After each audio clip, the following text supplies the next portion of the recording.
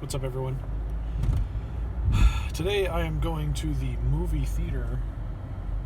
It's March 31st, the day that Godzilla versus Kong comes out.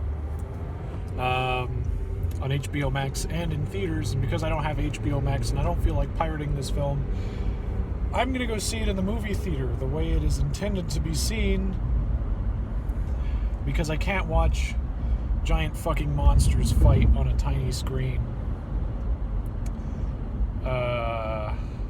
So we're gonna see what happens today.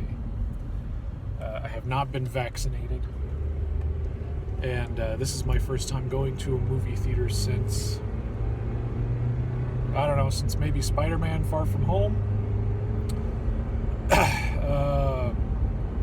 I don't think I know anybody who's actually been to a movie theater yet either, so we'll see what happens. Yeah, I'll let you know how it is.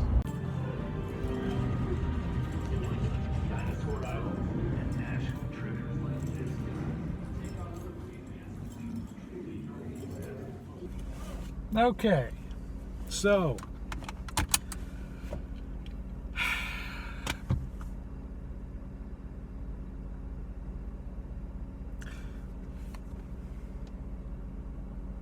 that was a big fucking wacky movie.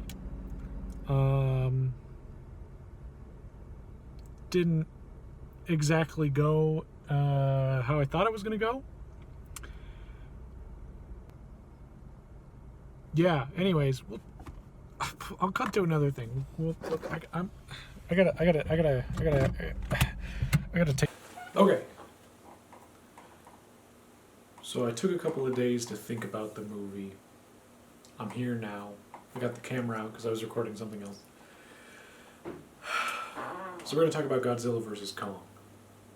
Spoilers ahead, in case you didn't already know that there were going to be spoilers in this. So,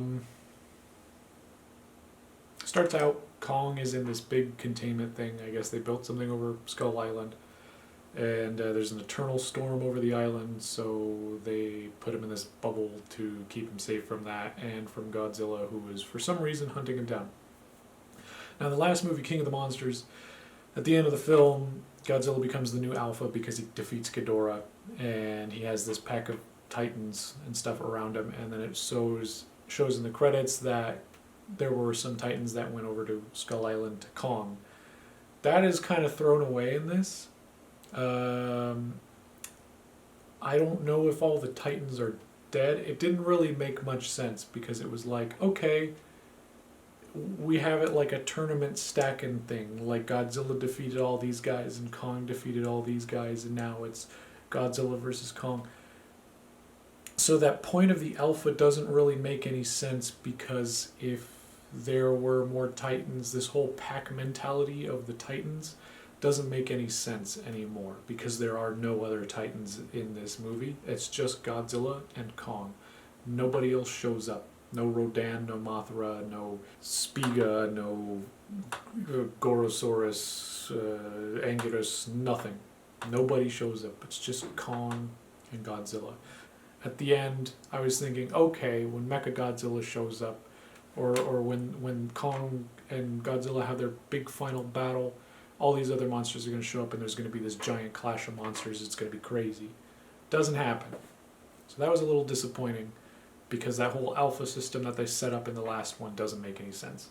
They just kind of tossed it out. A lot of the references they threw in didn't really attach to the other movies. They were like, oh, well, your brother did this. And then they would show a picture of the brother, and like, well, that guy wasn't in the last two movies, so I don't get it. It's a little over the top. It very much reminded me of the old movies from the 60s, 70s, 80s, and stuff like that, where it's like everything's not very unrealistic. The last two movies were, or I should say the last three movies, even though they were about giant monsters, they were kind of grounded in reality, you know? It's like, okay, these giant monsters exist, but, you know, it still makes a little bit of sense. Whereas this one, it's like we have flying vehicles now, we have gravity shifters, we have giant robots, we have these crazy tech going on, and Hollow Earth is a big thing. It's like every other sentence is all about Hollow Earth. And yeah, it's cool, but it's a little over the top. So it definitely reminds me of those old movies where it's like everything is aliens, and it doesn't make any sense. So it was fun in that sense, but I think if you're going for that grounded in reality, it's not going to work out for you. King Ghidorah, at the end of the last film, they find his head and then they buy it.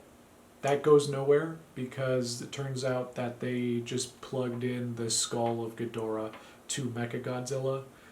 So there's not going to be a Mechagodzilla, which kind of sucks because I thought, okay, they had the head of Ghidorah in the King of the Monsters. They have Mechagodzilla in this one, and then Mechagodzilla is going to be teased for the next one. Doesn't happen. So don't get your hopes up, like I did with the Ghidorah stuff, because they ain't going to happen.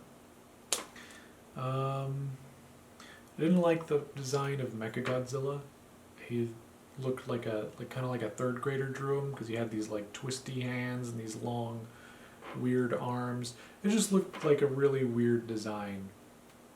A lot of the scenes could be put into a theme park.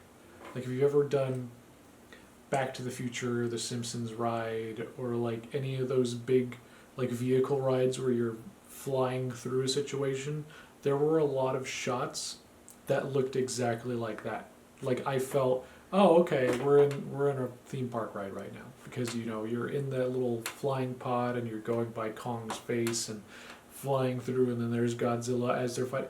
Like, legit, they could just make this into a theme park ride and they could just rip scenes from the movie and you'd be good. Did I have fun? Yes. It was a big dumb movie. I liked it. Did I like the previous two more? Or the previous three? I'm sorry, because Kong, yeah. Yeah, I think I did. I think the other ones were more fun, and like I said, I like films that are a little more grounded in reality and kind of build up to the weirdness. This one just kind of went all out. I also think I had maybe a little bit of expectations for it. But if you like the old films from the 1960s, 70s, 80s, I haven't seen the ones from the 90s and 2000s, but if you like those old movies, you're going to love this movie. So I would give it like a 7 out of 10. I think that's a good range there, a good round number. Oh, and you know what? We're probably going to be doing these more often. We've been juggling the idea of movie reviews for a while, because there's a lot of movies that I've seen that I wanted to talk about, but they're movies that maybe not everyone else in our group has seen. So we thought about posting movie reviews that pertain to singular movies that not everyone has to watch. Yeah, so we're going to probably be posting these Friday.